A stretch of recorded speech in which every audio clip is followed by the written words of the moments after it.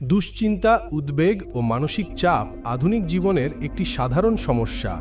ইসলামে এই সমস্যা থেকে মুক্তির জন্য কুরআন ও হাদিসে বর্ণিত বিশেষ দোয়া ও জিকির রয়েছে, যা মুমিনকে আল্লাহর ওপর ভরসা করতে এবং মানসিক শান্তি অর্জন করতে সাহায্য করে। এবং রাসূল সাল্লাল্লাহু আলাইহি ওয়াসাল্লাম দুশ্চিন্তা ও দুঃখের সময় সেই দোয়া ও জিকির পড়তে উৎসাহ দিয়েছেন। দুশ্চিন্তা থেকে মুক্তির দোয়া। দুশ্চিন্তা ও উদ্বেগ থেকে মুক্তির জন্য কুরআন ও হাদিসে একাধিক দোয়া বর্ণিত আছে। 3টি দোয়া উল্লেখ করা হলো। 1. আনাস ইবনে মালিক রাদিয়াল্লাহু আনহু থেকে বর্ণিত হাদিসে দুশ্চিন্তা ও উদ্বেগ থেকে মুক্তি পেতে হলে একটি দোয়া পড়তে বলা হয়েছে। উচ্চারণ: আল্লাহুম্মা ইন্নী আউযুবিকা মিনাল হাম্মি ওয়াল হাজান ওয়াল আজাজি ওয়াল কাসাল ওয়াল জুবনি ওয়াল বুখল ওয়া দালাইদুদ দাইন ওয়া গালাবাতির রিজাল।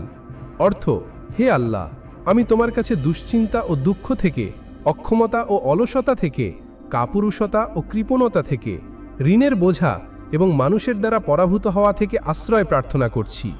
সহিহ বুখারী হাদিস নম্বর 6369। 2. আব্দুল্লাহ ইবনে মাসুদ রাদিয়াল্লাহু আনহু থেকে বর্ণিত হাদিসে আরেকটি দোয়ার বর্ণনা রয়েছে। উচ্চারণ: হাসবিয়াল্লাহু লা ইলাহা ইল্লা হুয়া আলাইহি তাওয়াক্কালতু ওয়া হুয়া রব্বুল আরশিল আজিম। অর্থ: আল্লাহ আমার জন্য যথেষ্ট, তিনি ছাড়া কোনো উপাস্য নেই, আমি তার উপর ভরসা করি, তিনি মহান আরশের রব। সুনান আবু দাউদ হাদিস নম্বর 1531। 3.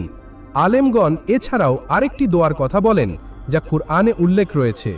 হযরত মূসা আলাইহিস সালাম উদ্বিগ্ন হয়ে আল্লাহর কাছে যে দোয়া করেছিলেন তা সূরা তাহা আয়াত 25 থেকে 28 আল্লাহ আমাদের জানিয়ে দিয়েছেন।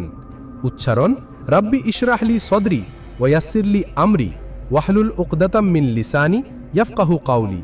অর্থ: হে আমার প্রতিপালক, আমার বুক প্রশস্ত করো, আমার কাজ সহজ করো, আমার জিহ্বার জড়তা দূর করো, যাতে তারা আমার কথা বুঝতে পারে।